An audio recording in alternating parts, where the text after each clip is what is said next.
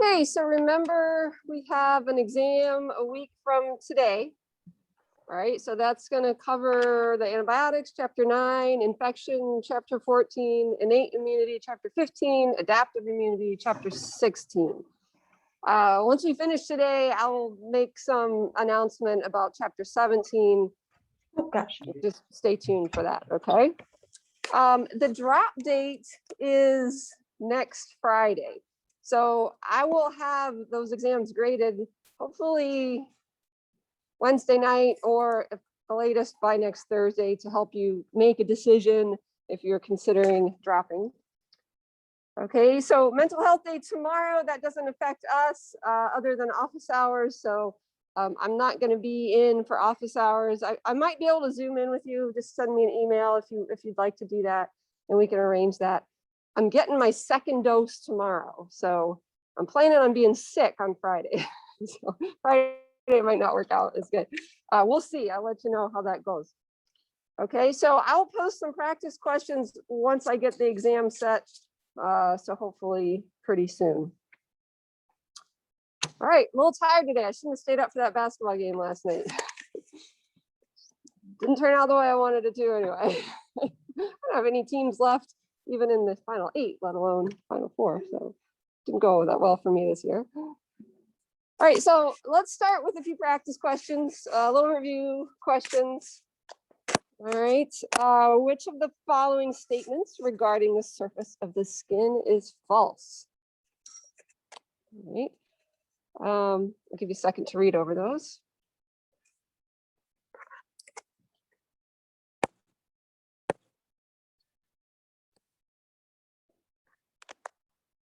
Oops, sorry about that. One more person in. I have been posting the videos a little bit later because I started coaching track for a local high school. So I don't get home until 5:30, and then I eat, and then I remember to post the lecture. So if I ever forget to post it, just email me. Okay, don't forget to mute those of you that are on Zoom. Thanks. All right, so which is false regarding the surface of the skin?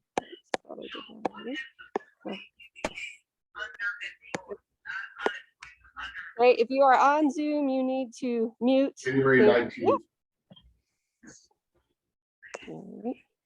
All right, so if you go through these, they are all correct except C.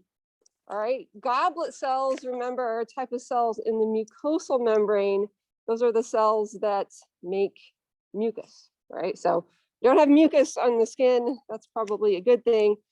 Skin is salty because sweat can be kind of salty, has normal microbiota.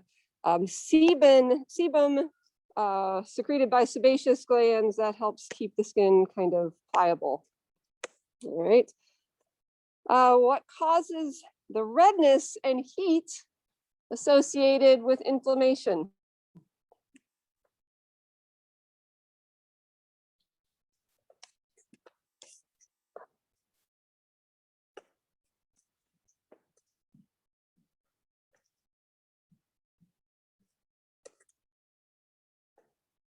Okay, so if you look at A, yes, if macrophages are activated, you do get increased phagocytosis, but that doesn't really cause that redness and heat. Edema is part of inflammation, but probably not responsible for redness and heat either. Inflammatory mediators, remember those inflammatory mediators that act on the hypothalamus, we have a special word for those. Those are called pyrogens. Okay, that's kind of a system-wide heat, not a localized heat. Correct answer here is when those blood vessels get bigger, we call that vasodilation. You get increased blood flow, and that's going to cause a localized redness and heat. All right, one more. And this question, I really like it. It's a little bit wordy. I'll give you a chance to look through.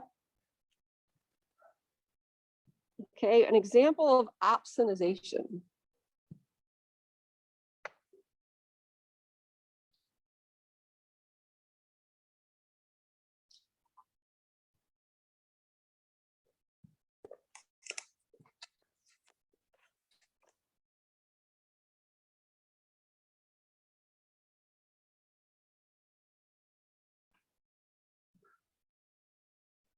All right, so hopefully this first one looked pretty good to you. Okay, that's the correct answer.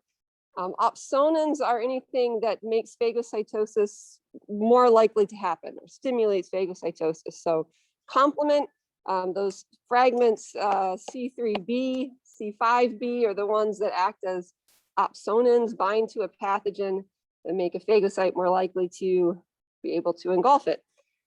Antibodies also can act as opsonins. Okay, those are the two things that we talked about. I don't remember whether I made up this question or not. I'm thinking probably I didn't. Sometimes I'll, we see this a lot with questions that you'll see next week on your test. Some of the answers are actually true, but they're the answer to a different question. So that can be a little bit confusing. Sometimes I just make crazy stuff up, but sometimes, oh yeah, that sounds right, but it's, again, the answer to the wrong question. So the sticking of monocytes to the wall of the blood vessels at the site of infection, we had a special term for that. That's called margination.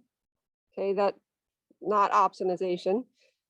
This we haven't, is a real thing. We just haven't talked about that yet. So I didn't realize that till a little bit ago. This is, I believe, made up. So white blood cells don't ever secrete toxins. Right? Toxins are something that bacteria are going to secrete. It kind of sounds like it might be interferon, but interferons are, again, have to do with fighting viral infections, but those are cytokines, not toxins. And a phagocyte receptor, maybe like a toll-like receptor, detecting PAMPs. Yes, that happens, but doesn't necessarily cause opsonization. So, all right, any questions before we jump back into our discussion of antibodies? All right, so we talked about the lymphatic system. Hopefully I'll be able to bring in a little bit where some of these immune reactions that we're going to talk about are taking place. We talked about B cell receptors, and of course the antibodies that are eventually made when B cells get activated into and differentiate into plasma cells, and it's the plasma cells that make the antibodies. Those antibodies that get secreted by plasma cells have the same specificity as the B cell receptor. I'm not sure if I emphasized that or not. Okay, and we talked about the first class of antibodies always produced during an infection are the IgM. Okay, and then, but during class switching, again, cytokine signals to those plasma cells cause them to maybe change into a different kind of antibody that's better suited to fight that infection. Okay, so it could be switching to IgG after the IgM are produced. Again, it depends. Most often it would be because IgG are the most common antibody in the bloodstream, but it could be some other kind of antibody. And we talked, of course, also about the function of antibody. IgG does all those 5 different functions pretty well. All right, you don't need to necessarily have that memorized for each class of enzyme, what they do. Some classes, isotypes of enzyme, or sorry, antibodies are better at some functions than others. Okay, so those are the 5 ways that antibodies help fight infection. Okay, so we have IgM, IgG. Our third class isotype of antibodies here are IgA. And the first thing that I think of when I think IgA antibodies are that these are the antibodies that are most present in our mucosal membranes. Okay, so the main antibody, mucosal membranes. Okay, so your GI tract, your respiratory tract, right? Remember, those goblet cells are making mucus. This is the main class of antibody that you'll find on those mucosal membranes. So this class of antibody is also going to be found in our bodily fluids. Okay, so tears, saliva, and breast milk. So remember, IgG is the antibody that's able to cross the placenta. Sometimes people think, oh, baby, and then they think they get mixed up whether it's the one that crosses the placenta or the one that's the antibody that's found in breast milk. Okay, so differentiate the two there. Okay, so not terribly common in the bloodstream and circulation, but again, this is the main antibody that you'll find on those mucosal membranes. There is a J chain that, remember the IgM monomers were joined by a J chain to make a pentamer. Okay, 5 different IgMs kind of bonded together via this J chain. So this J chain also helps to bring 2 IgA monomers together when they are secreted onto mucosal membranes or in some bodily fluid. And there's also this protein called a secretory component that just helps protect the antibody from strategies that pathogens would have to degrade that antibody. Okay, so we'll see that coming up when we look at some specific virulence factors of pathogens. They have strategies to, again, kind of disarm our antibodies. Okay, so that secretory component is supposed to kind of protect that IgA dimer. Okay, it's in this dimer form when it's in mucosal membranes. Okay, so this is particularly good, this kind of enzyme particularly good at agglutination because there's 4 different antibody binding sites rather than just 2. And neutralization, remember that's when the antibody binds to some kind of surface, maybe adhesion protein of a pathogen or a toxin.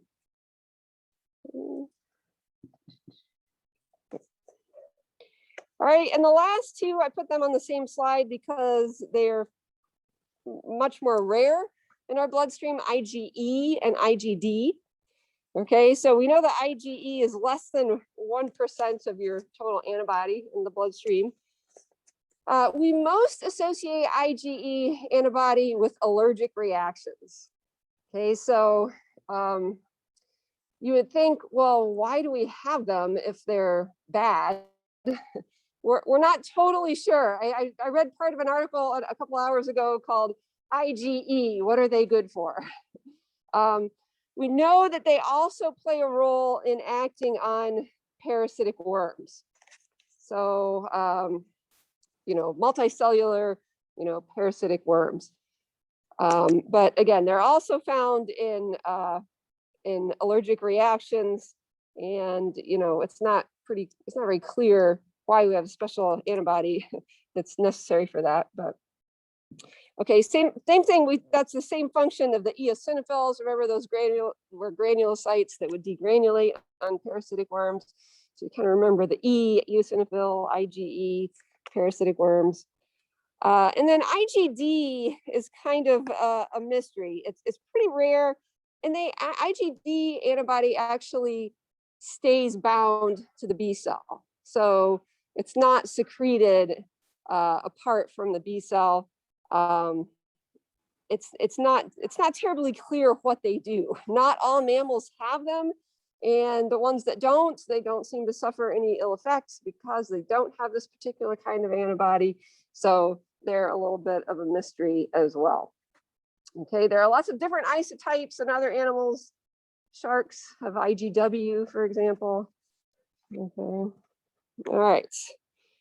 So a question that plagued researchers for many, many years was trying to understand how the incredible specificity is generated of B cell receptors and as well as antibodies. Okay, so remember, this is the variable region of the antibody, the tip there of the heavy chain and the light chain.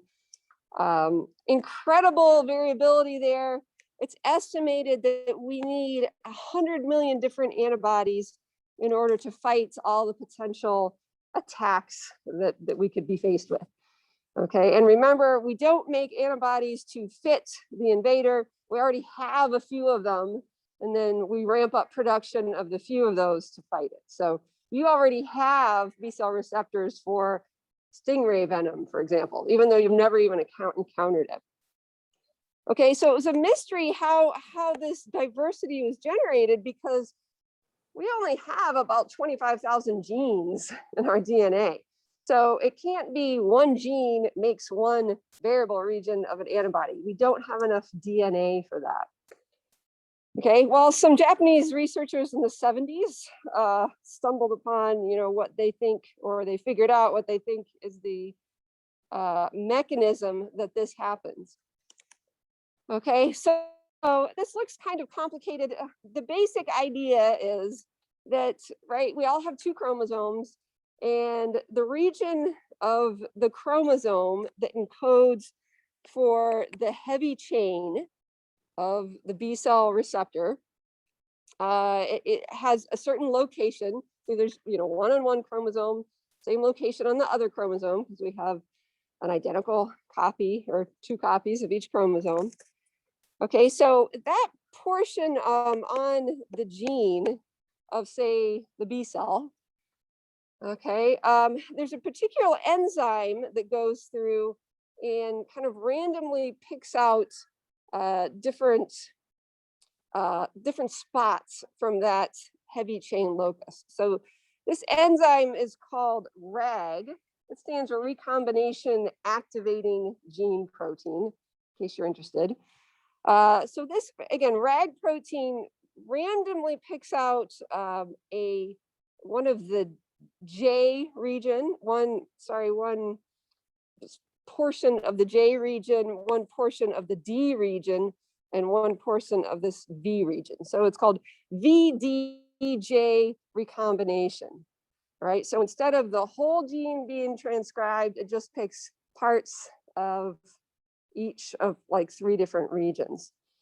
Okay, so you could, the analogy that your book uses, which I think is a pretty good one, is that, say you go to your closet to get dressed in the morning, you pick one of 6 pairs of shoes, you pick one of 27 pairs of pants randomly, and you pick one of 65 shirts that you have at random, and you get dressed. Okay, you would get some pretty crazy combinations. You might have, plaid with polka dots or whatever. And it's not always going to be viable. Like your roommate might look at you and say, you can't go out dressed like that. Okay, sometimes the RAG, makes a gene, when it's translated, it doesn't translate into a viable protein, right? Maybe there's a stop codon in there somewhere. Okay, but sometimes it picks segments that will make a good outfit for, say, for example, a viable variable portion of that B cell receptor when it's translated. Okay, and so again, it's all random. So with these different combinations, if you do the math, which don't worry about doing the math, but if you do 1 of 27, 1 of 65, and 1 of 6, you multiply that, you get about 10,000 different combinations. And then because you have 2 chromosomes, you multiply by 2. So that gives about 21,000 different variable regions. Or that's just the heavy chain. So you've got some recombination that takes place from the light chain as well. So when you multiply that, now we're up over 9 million different variable regions for B cell receptors. And in addition, we think there's some other recombinations that take place. And so that gives us a really big number here, 10 to the 23 different potential variable regions. So amazing specificity. This is a nice animation that walks you through this. That link will give, you need Adobe Flash Player to do that. And that's, for my computer, that's out of date. It won't run it anymore. So if you can see that, I'd appreciate if you let me know if that is something that works or whether I need to find a different animation. But that's just the best one I've found. It's really short and concise. Okay, so the idea is, yeah, question.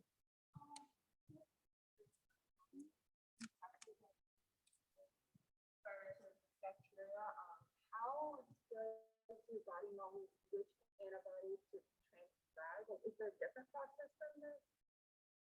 Okay, so question is, when you're infected with a virus or bacteria, how does your body know which antibody to make?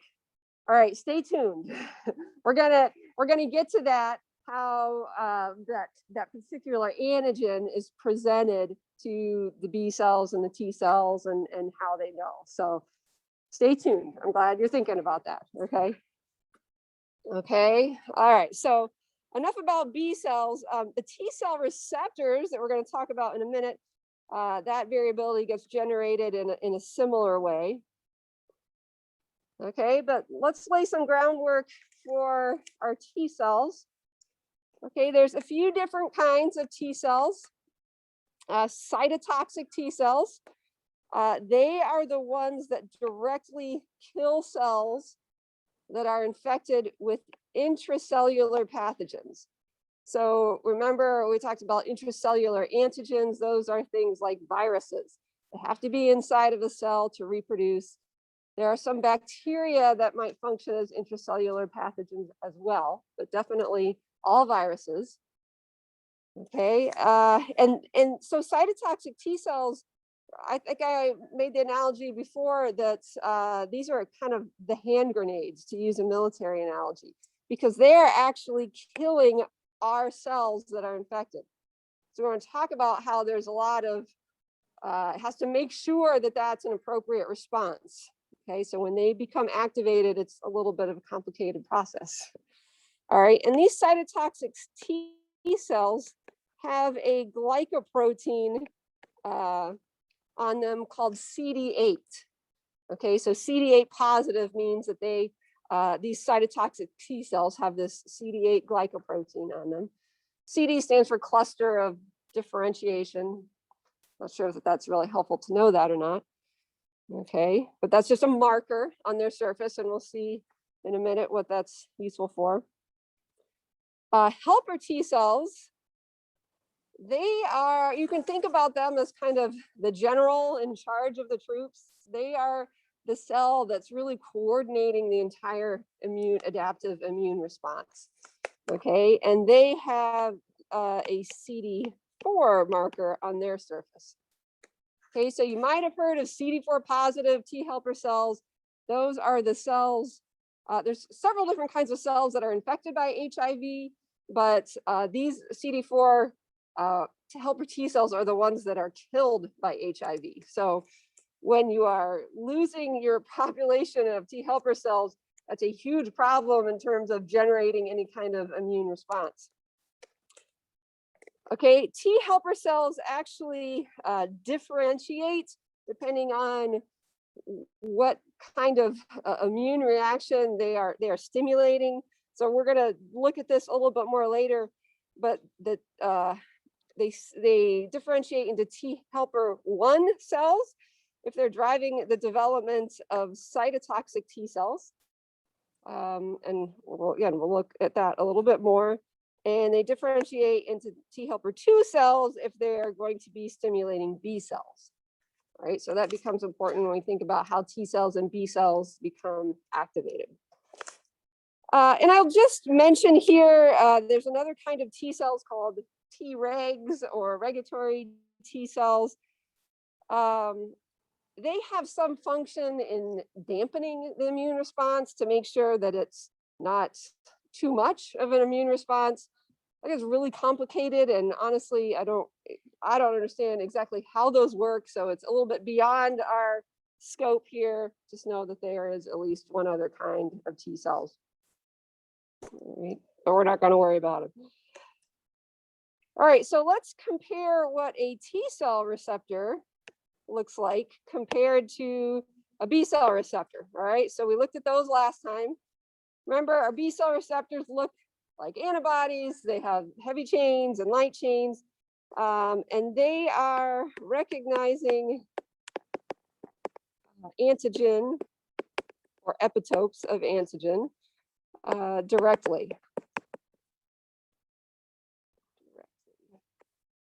Okay, so that's those B cell receptors. Okay, so if you compare our T cell receptors to B cell receptors, you'll see some similarities. they've got, you know, portions that, you know, span the membrane. So that receptor is really anchored there in our T cell membranes. There's a constant region as well as variable regions. So this is where all the specificity is. There's not really heavy chains and light chains like B cell receptors, but there's a highly variable region. And again, that gets made or pieced together in a way similar to the variable region of the B cell receptor. The big difference in T cell receptors and T cell receptors is that T cells cannot recognize antigen alone.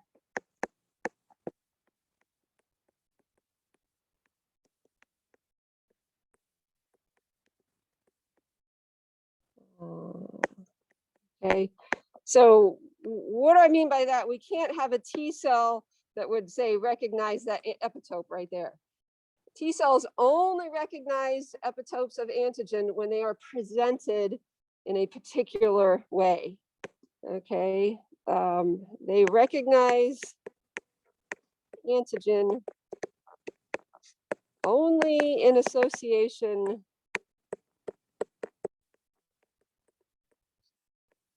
with MHC. Okay, so these major histocompatibility proteins, next slide talks all about them, are presenting the antigen or holding the antigen out to the T cell receptor. And that's the only way that the T cell receptor is going to recognize it. Okay.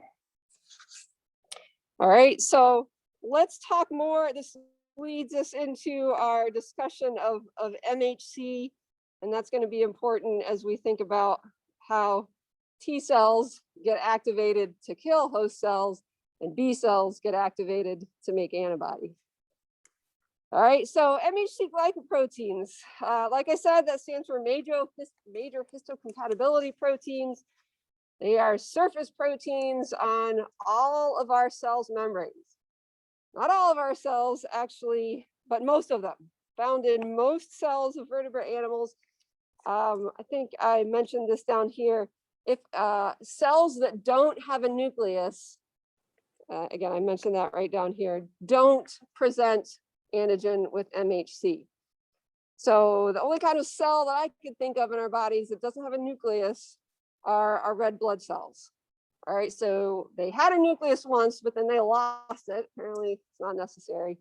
Okay, so all cells except red blood cells in our body will present antigen with MHC. Okay, and these glycoproteins, they're coded for by a cluster of genes called the major histocompatibility complex. Those genes are what we call polymorphic. So that means my MHC genes are different than everybody else's MHC genes in here. Okay, and so we actually will present slightly different antigens on our cell surface depending on those MHC genes. Okay, so that's one of the things. Sometimes we wonder, okay, we have two people, they're the same age, they're both healthy, they both get exposed to the same dose of some pathogen. One person gets sick and one person doesn't. Okay, here's one of the reasons. There are genetic differences in how we present antigen to our B and T cells.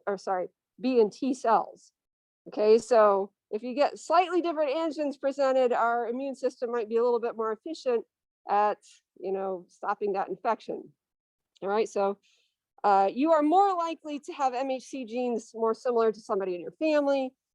This is one of the things that they use when they're typing out tissues for transplants. All right, so if it's not the only thing they use, they look at your blood type and other things, but they try to match up somebody's MHC genes with, you know, the transplant. Okay, so again, what they do, these MHC glycoproteins, they're presenting antigens to T cells, and we have two different kinds. I'll come back to this last point in a minute. Okay, MHC class 1, like I said, they are on all nucleated cells. and they're presenting antigen to cytotoxic T cells. Okay, and then MHC class 2, these glycoproteins are only going to be found in antigen presenting cells. Okay, so cells that are antigen presenting cells, remember those are our macrophages. I'm getting down kind of low there, sorry. And our dendritic cells. Also B cells. B cells aren't really phagocytic like macrophages and dendritic cells, but they have a way to kind of envelop antigen and present it again by MHC class 2. Okay. So if we have all of our cells presenting antigen by MHC class 1, this is just a mechanism to kind of advertise what's inside of the cell.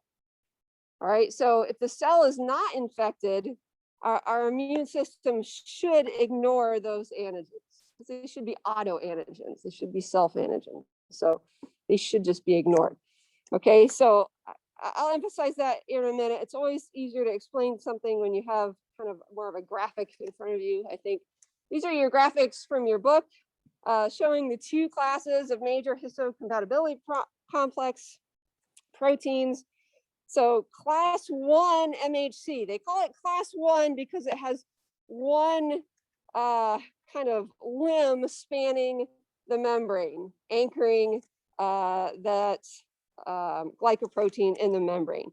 Okay, so and then here's the antigen, whatever that it's presenting right there, okay, to some T cell receptor. All right, so this is on every nucleated cell. And like I said, in the last slide, these are going to interact with cytotoxic T cells that are, again, CD8 positive.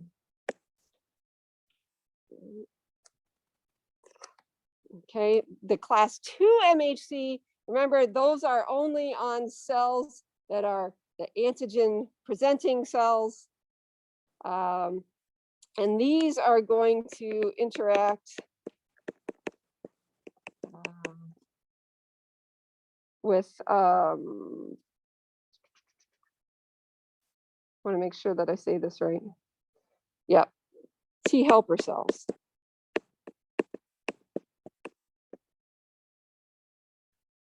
Okay. So again, two portions that span the membrane, MHC2. So macrophages and dendritic cells and B cells, they all have a nucleus, right? So they have MHC class 1 and MHC class 2, right? So all of our other cells just have MHC class 1.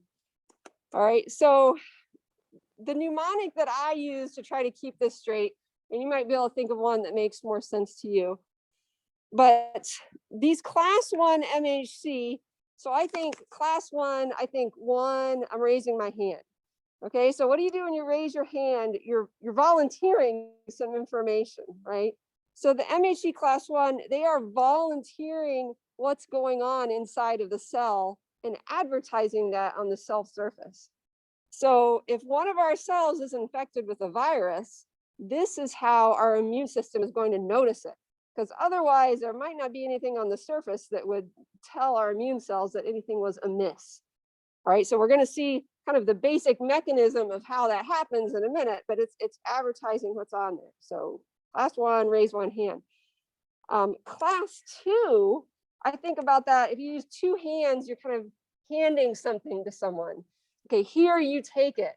Okay, our phagocytic cells, they've just engulfed some antigen, some pathogen, chewed it up, and then they're advertising on their surface, here, this is what I phagocytized. I need some help dealing with this, okay? Those macrophages and dendritic cells are traveling through the lymph with that antigen, trying to find a T helper cell that's going to match up with that and elicit an adaptive response then. Okay, so That's the basic idea there. If we look at how that happens, these graphics from your book, again, this is kind of the basic idea. Everything is more complicated than what we make it sound, but this is the basic idea. This is the processing. When we talk about processing and presenting antigen, the processing is those bits of antigen being kind of chopped up in the cell and then presenting on the surface. Okay, so here we've got, say it's one of our cells, any of our cells. It could be one that's virally infected. It could be one that's not. This is just taking place all the time. Okay, so we have little protein complexes that go around our cells and actually kind of chew up little bits of protein and shunt those little bits of protein, epitopes, okay, into the ER. Okay, so this is the ER. Okay, our MHC1 proteins are expressed on the inside of the ER, and those will match up with epitopes. The epitopes are like pieces of amino acids that are like 10 to 20 amino acids long, so just short bits of protein. And some of those might match up with the MHC receptors. They travel through the Golgi bodies here and then get expressed on the surface of the cell. Okay, so again, if the cell is not infected with anything, our immune cells will ignore those epitopes if the cell is not infected.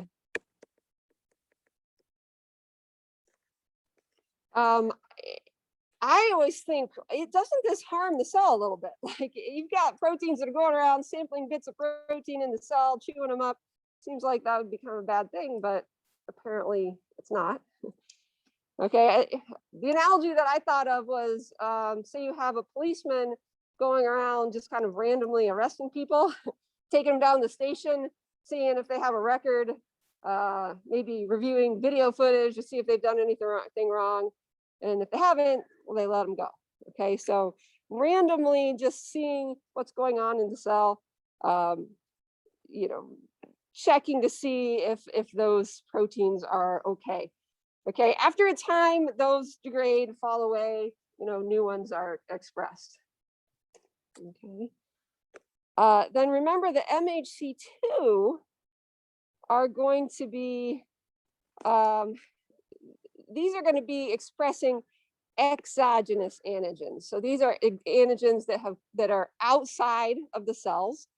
So those are, you know, say maybe a bacteria that a phagocyte, like say a macrophage, has enveloped.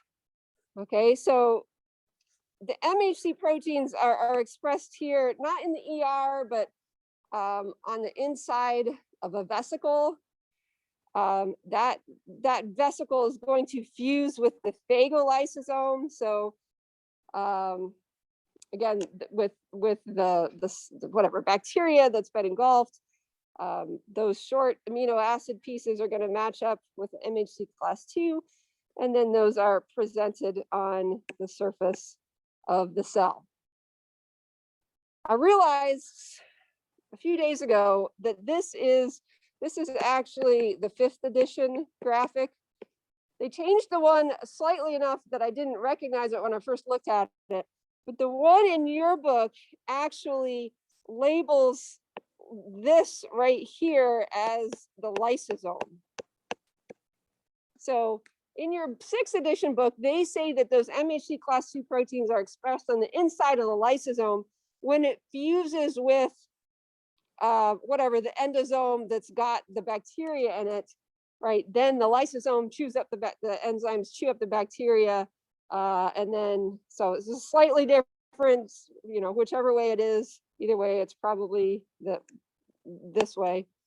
Then they are, your 6th edition book has another little picture there of the MH2 then presenting the antigens, you know, on the surface of the cell.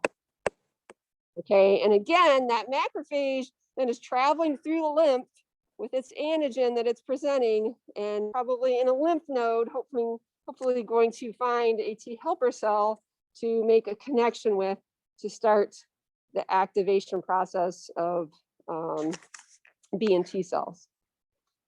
All right, questions? Okay.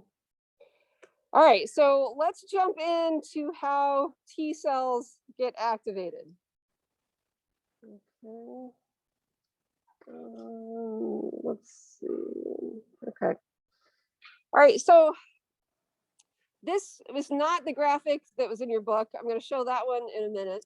This is just actually a slightly simplified. So it's, again, I like to always see something a couple of different ways. Okay, so let's put everything together that we've learned about the MHC now. Okay, so if we start right here with the macrophage, so we've got a macrophage that is phagocytizing some virus, right? So viruses start out on the outside of cells. Some of them can get phagocytized. All right, so it gets chewed up in the macrophage and presented here by MHC class 2. Okay, so remember what recognizes MHC class 2? It's the helper T cells. And again, that's going to take place probably in a lymph node somewhere. So basically that interaction, we would call that an immunological synapse. We'll get a blow up to that in a second. That when that interaction is made, that activates the helper T cell. Okay, and it starts it's able then to start producing cytokines. And this says, oh, it's IL-2. We're not going to worry about which cytokine, just know that it starts producing the appropriate cytokines to stimulate it. And now when the cytotoxic T cell encounters that virus inside an infected cell, that infected cell is going to be expressing that antigen by MHC class 1. But again, just the cytotoxic T cell recognizing that antigen is not enough for it to start acting on that cell. It has to get these cytokine signals from a helper T cell that's also been activated. Okay, and then that will cause the cytotoxic T cell to proliferate, make lots more of itself, and it will act, and we'll see how it acts to kill that infected cell in just a minute. Okay, so shown another way, this is the figure from our book. Oh, and by the way, I just remembered, I wanted to point out, there is a video tutor here that's part of your homework that goes through this processing of antigen with MHC. Okay, so you'll get to that. Here's your book's figure of T cell activation. Okay, and this just adds just another tiny layer in there, but it shows some things a little bit better. So if we look over here, so we're starting with the dendritic cell. Okay, antigen presenting cell, and say that dendritic cell is infected with a virus. Okay, so here's a blow up of that immunological synapse. Again, the dendritic cell is going to be presenting some epitope. We'll call it a viral epitope here with that MHC class 1. Okay, and a cytotoxic T cell would recognize that with the correct T cell receptor, would recognize that epitope. And here's this CD8 glycoprotein. You can see that is stabilizing this immunological synapse by binding to the MHC class 1. Okay, but again, just recognizing that antigen is not enough. There has to be other signals to make sure that the cytotoxic T cell killing that infected cell is an appropriate response. Okay, so to the left side of this diagram here is how we get the T helper cell activated. Again, this could be the same cell, or in your other picture, it showed a different cell, but this is showing the dendritic cell that has phagocytized the same pathogen and presenting it by MHC class 2 to a helper T cell. Okay, so it's going to have the CD4. Don't probably have enough room to write that in, but T helper cells would have that CD4 glycoprotein stabilizing that complex. That T helper cell gets the appropriate signals. Don't worry about IL-12 or whatever interleukin it is. It gets the appropriate signals then to differentiate into a Th1 cell, T helper 1.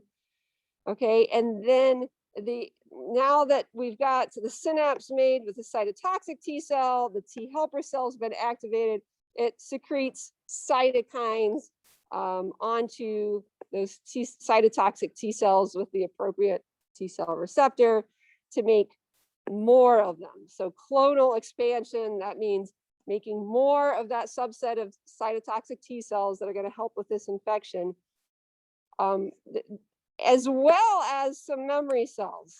Okay, really important. Those memory cells are going to be long-lived, and the next time that pathogen is encountered, it doesn't have to be go through so many stages of being activated. It's kind of pumped and ready to go. All right, these, it kind of looks like to me like these cytotoxic T cells down here are like smoking a cigarette or something there. That is supposed to be a receptor for IL-2. So the idea is that these are, there's self-stimulation. So those cytotoxic T cells release cytokines. They have receptors for those cytokines that enable them to kind of make more of themselves, okay? And they're active now. So now when these activated cytotoxic T cells are patrolling around and they encounter antigen, this is how they can act. Okay, let's just, again, so here we have an activated cytotoxic T cell. Okay, I think that it's helpful to kind of, with a figure like this, to be able to label it yourself. So if we label this picture, here is the infected host cell. And here's the cytotoxic T cell that's activated. Okay, here it's, you know, presenting by a T cell receptor, some epitope of antigen, and remember it's CD8 positive. Here, the antigen, that epitope of antigen, is being expressed or presented by, whoops, MHC class 1. Helpful to kind of label things yourself. Okay, so now that this cytotoxic T cell is activated, it's ready to act on that host cell. It's ready to sacrifice it. There's no way to get rid of that virus without sacrificing that host cell. So it's going to act on it, and we call this a cell-mediated immune response. One of the ways that it can kill that cell is by this perforin granzyme cytotoxic pathway. There is at least one other method that they talk about in your book that we're not going to worry about, because we think that this is probably the most common method that cytotoxic T cells use to act on virally infected cells. Okay, they secrete two different kinds of cytokines. Okay, the cytotoxic cells secrete perforin, which perforates or pokes holes in the infected cells' membranes. No cell wall to worry about, right? Because these are our cells. Okay, so you can see this here, the perforin complex, a pore has formed in the infected cell, and then a second cytokine, granzyme. This is going to induce cell death. okay, kind of a programmed cell death. So we call that apoptosis. Okay, so we're not going to get into like the nitty gritty of that whole mechanism, but the granzyme brings about kind of a cell suicide, basically. All right, so in order to get rid of that virus, we just have to sacrifice the cell.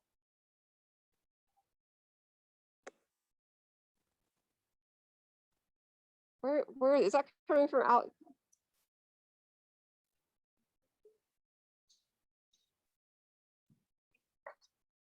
Oh, okay. All right. Well, hopefully they'll move on soon. Okay.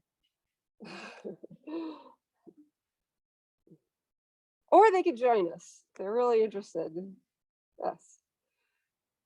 Okay, so deep breath. Now we got through T cell activation. All right, so it's the cytotoxic T cells. They're going to act on virally infected cells.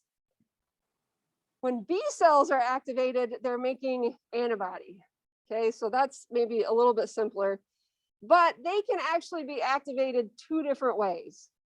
One way is kind of the complicated way. Let's start with the little more straightforward way.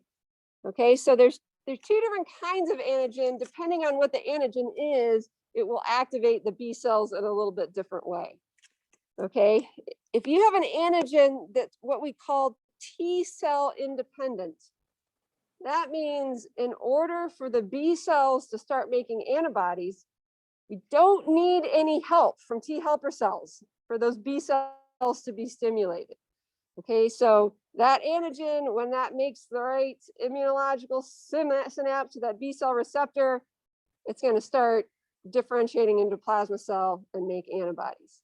Okay, what kind of antigens are able to do this? This is not very common. Most of the time, you need a T helper cell to activate a B cell. But we know that large antigens with lots of repeats sometimes act as T cell independent antigens. Okay, so polysaccharides. Okay, a good example of that would be a bacterial capsule. And not all bacterial capsules, because most bacteria make capsules, but there are some. Okay, I'll give you a few examples here in a minute. Okay, so we talked about before that, you know, in terms of what can be most antigenic, usually proteins elicit really strong immune responses. Usually things that have lots of repeats don't elicit a very good immune response. Okay, there's some exceptions to that rule. This is one of the exceptions. I guess the good thing about this kind of response is that it happens really quickly, because you don't have to, it takes time for, you know, those T helper cells to get activated. Okay, we don't have to take the time to do this. So basically, you know, the B cells get activated right away. So it's quick acting. There are some drawbacks in terms of thinking about trying to fight the pathogen. Let's see, I want to make sure that I write this clearly. What did I do with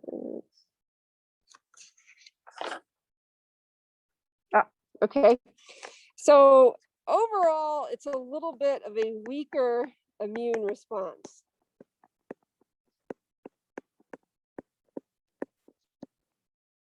It's either, okay, because there is no class switching of antibody. So you only get IgM antibody. All right, we said before, that's the first class of antibody that's usually produced. So with a T cell independent antigen, you just get IgM. You don't get switched to some other class that would maybe be a little bit more helpful in fighting the infection. Okay, and another big problem is that there are no memory cells produced.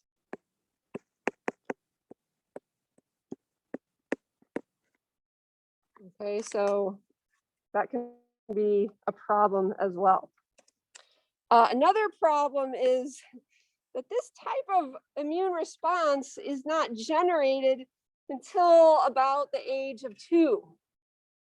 So young babies, you know, maybe up till 4, 5, 6 months of life, they have some of their mother's antibodies, IgG, ones that cross the placenta, and those last, again, early, the first few months of life. But then after that, after those antibodies wear off, until about the age of 2, 3, 4, they're not well protected from T-independent independent antigens because their B cells are just not mature enough to generate this kind of response. Okay, so these kind of antigens, again, young children are very susceptible to. An example is Homophilus influenza. Okay, this is a bacteria that causes meningitis. So bacterial meningitis. And if you know anything about meningitis, that's a very serious infection. If you survive it, you are often disabled in some way or brain damage. So it's a very serious infection. The vaccine that kids get against this bacteria is called Homophilus influenza type B. Okay, and we named it this because 100 years ago, when we had that flu pandemic, we thought this bacteria was causing influenza. So that's why we named it Homophilus influenza. We didn't realize that it was viral. It took a number of years to figure that out. Okay, so my whole point is that this vaccine, the Hib vaccine, it's very important. People, see this and they say, "Well, I've never heard of anybody getting this infection. My kid doesn't need it." Adults don't get it because we have a good immune response to it. Babies don't. So they need to be protected. Get those vaccines. I know that it's hard, but to see your kid get poked sometimes, but it's really important to, again, mitigate the risk of them getting a very serious infection. Okay, so again, always good to see a graphic. Here's an example. So you've got some kind of polysaccharide with repeating subunits. The B cell receptor is recognizing that directly. That stimulates kind of a weak signal, but strong enough that the B cell will differentiate into plasma cells and start making IgM antibodies. All right, so they didn't draw these like IgMs. Usually the IgM are in the pentamer for some reason. Okay, remember what's missing over here, no memory cells, right? So we get a much stronger, a better immune response from the other kind of antigens, okay, T cell dependent antigens. Okay, so most of the time, most antigens, in order for us to make a good, activate our B cells to make antibodies really strong, really good, we need some help from T helper cells. All right, so let's walk through this. There is a animation as part of your homework that walks through this slightly more simplified way, but it's helpful as well. So start up here with this antigen presenting cell. Looks like maybe a dendritic cell. Again, could be a macrophage. That has engulfed some pathogen and is presenting that epitope over here by Mhc class 2. I know that's kind of small up there. Sorry, I couldn't blow it up any further. Well, I may be able to blow it up a little bit. I don't know if that's helpful or not. We'll see. Okay, so you have a repertoire. Everybody has a repertoire of T helper cells. Okay, and ones that, again, so this is presenting to T helper cells, in the lymph nodes somewhere. The T helper cells with receptors that match that epitope are going to come together in this immunological synapse. So you've got, again, here's the CD4 that the T helper cells have that binding to Mhc class 2 to stabilize that synapse. Don't worry about these other CDs. They have a little stabilization function as well. We're not going to worry about that. Okay, but again, so now when that synapse has been made, now the T helper cell is basically activated. So it's going to differentiate into T helper type 2 cells. Okay, let me make this a little smaller again. Okay, meanwhile, you have a repertoire of B cells over here that have engulfed the same antigen and presented it by MHC class 2. All right, so we don't really call it phagocytosis, it's something sort of similar to that, but they are able to present with MHC class 2.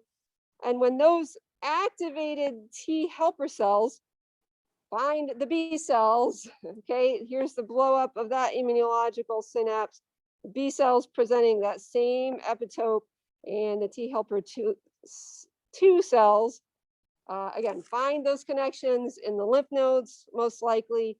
And once that synapse has been made, then the T helper cell is going to release cytokines, okay, to stimulate the activation of that B cell.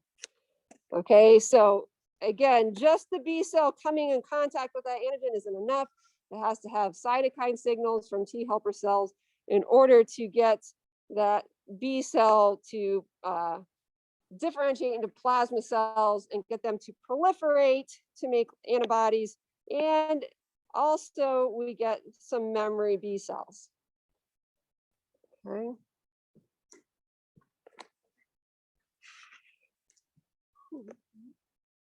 Okay, again, here, this is a nice, I don't know why that's not showing up very well. Again, a nice link to walk you through that is the one of them that involves that flash player. So I'm not sure if that's going to be too helpful or not, but there is one with your homework as well. Okay, so here's the so what. Okay, we have activated B cells that have made antibodies and have made memory cells. Okay, so now that we have the memory cells, what good are they? Okay, the next time that person comes in contact with that pathogen, those memory cells can be activated right away. They don't need any more stimulation from T helper cells, and they'll give a much quicker immune response. They'll start making antibodies right away. Okay, so to illustrate that here, let's say that a patient is immunized with the tetanus vaccine.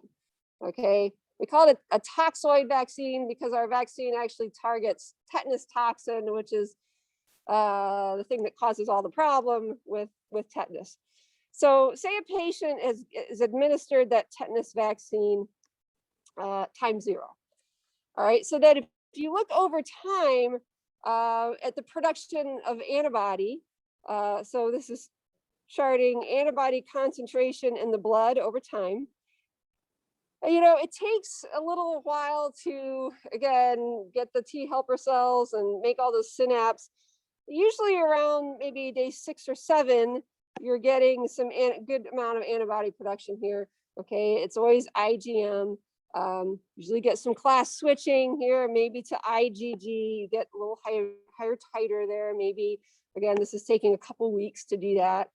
Okay, and you should have been, patient be making some memory cells as a result of that. So now the second time the patient is exposed, and maybe this time it's real tetanus toxin. So maybe they step on a rusty nail. It's not the only way you can get tetanus, but usually some deep puncture wound, because that organism is anaerobic, it's going to have more likely chance to proliferate in you if you have some kind of deeper wound. But say the patient is exposed to the real thing. So you'll see the secondary response here, we get much higher titer of antibody, and it's quicker, okay, maybe around day 3, and it's already switched into that class of antibody that's maybe most helpful. Okay, so the second exposure, you get faster production of antibodies.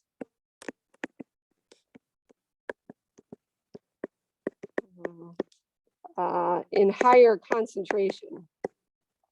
So you get more of them. Okay, because those memory cells require a whole lot less stimulation. They're ready to go. They're kind of primed for action.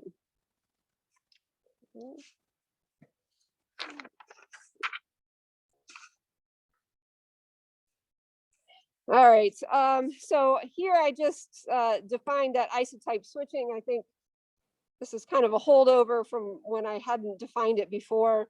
And I'll just mention, we do get a little bit of what's called affinity maturation of antibodies. So over time, over the course of the plasma cells making the antibodies, we get some kind of point mutations in the B cell receptor and in the antibody, that binding region, so that the antibodies tend to fit a little bit better over time.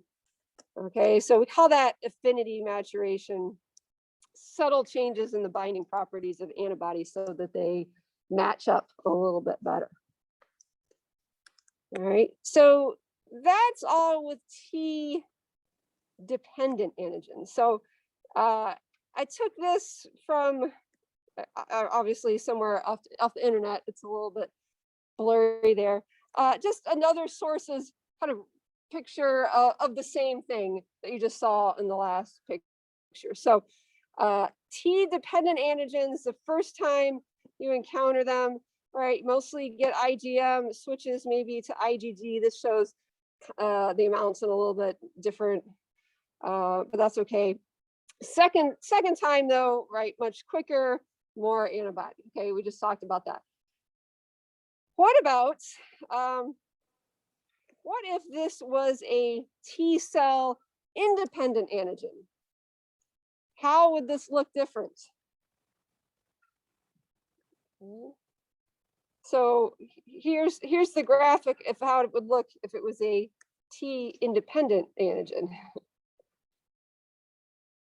Right? Because remember, we only get one kind of antibody, there's no class switching, and remember, no memory. So the second time, the response is going to be the same as the first time. Okay. So the other thing that I decided to kind of skip over a little bit, the one last piece of the puzzle that I decided we can simplify this a little bit, is that we do have mechanisms in place so our B and T cell receptors don't recognize antigen that's our self antigen. Okay, and so if you want to read about that in the book, you can. I decided not to test you over it, but when we talk about B cell maturation in the bone marrow or T cell maturation in the thymus, that's where the B and T cells are kind of getting tested and presenting self-antigen to them. And if we have T cell receptors, for example, that are recognizing self-antigen, those are weeded out. They're not allowed to survive. Okay, so that's just kind of the crux of that. But again, I decided to simplify a little bit this semester. And then this last slide in chapter 16 is kind of a good segue to thinking about vaccines. So it's a good way to end today. We'll pick up with vaccines next week, and that won't be on the test. I want to give it its due. But there are only 4 different ways that we can acquire immunity to some kind of pathogen. Okay, and of course we have to have some terminology to describe this. If you consider that immunity natural, we consider either natural or artificial. Okay, if it's natural, the way I think about this, if you could acquire immunity this way 500 years ago, then it's natural. Okay, if it's only something that we've developed in the last maybe 100 years or so, i.e., does it use a syringe or a needle, then that's going to be artificial. Okay, immunity can either then be active or passive. We have active immunity if we are making antibodies ourselves. We have passive immunity if we get preformed antibodies from somebody else. All right, so they're not going to last very long. They're going to act right away, but they're going to, again, only last maybe a few months. All right, so let me give you some examples. All right, so naturally acquired active immunity. We get that kind of immunity if we have had the infection, when we recover from it, and then we're immune to it. We can't get it again. So there are a number of diseases where you get it once and then you're very unlikely to ever get it again because you have naturally acquired active immunity. All right, I had chickenpox when I was 8. Okay, I have good immunity because I already had the infection. Somebody that has measles has good immunity from ever getting it again. You hear, you know, oh, the rare exception to that rule, but there are a lot of diseases like that. You get it once and you're not likely to get it again. Natural passive immunity is if you get antibodies from someone else naturally. Okay, and the only example I can think of that way is mothers passing antibodies through their breast milk. Okay, so that's natural. They're just passing antibodies. You know, that baby is not going to be making those antibodies him or herself. Okay, they're just getting antibodies from the mother. Okay, so immediate, it's going to start fighting that pathogen right away, or hopefully keep them from getting it. Artificial active immunity, that's when you get a vaccination, right? So that's artificial because it's using a syringe, and hopefully now you've got, it will produce memory cells so that you will not even get the infection if you're exposed to it. So active because you'd be making your own antibodies. All right, so think of a lot of examples of different vaccines. And lastly, artificial passive immunity. We also call that immune therapy. It's when you would get an infusion of antibodies. So, you know, some people that maybe are deficient, they can't make a certain kind of antibody, like an IgA deficiency, they might go every few months and get an infusion of antibodies just to help them fight off certain kinds of pathogens. Or you might use that to try to treat somebody that's been infected with Ebola, and you give them antibodies from somebody that survived Ebola and see if you can get them to get better. So just to wrap up, I had we'll call it a discussion. It was probably more of on the conflict side with a friend of mine. We got into, again, a discussion of vaccines. And this friend of mine was a healthcare worker, so I was kind of just surprised that she was so not wanting to get vaccinated for COVID. And she said something to me. She said, well, I'd rather get COVID than get the vaccine. And I think in a year or two, everybody will just have antibodies to COVID. And I said, I thought about it. I didn't say this, but okay, there's 4 ways you can become immune to something, right? You can have the disease. You can get a vaccination to the disease. You can get antibodies from somebody else that's recovered from the disease, or you can find a lactating mother that's recovered from COVID and breastfeed. That might be difficult. You're not just going to breathe in antibodies. Okay, we're not going to get there unless, right, we get vaccinated. So we'll talk about that next time. Have a good weekend, good Easter, work on your homework.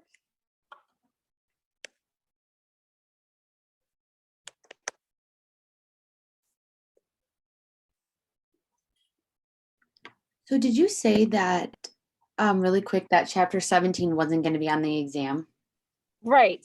And I will reiterate that. I'll send something out on Blackboard, okay? Perfect. Thank you so much. Yep.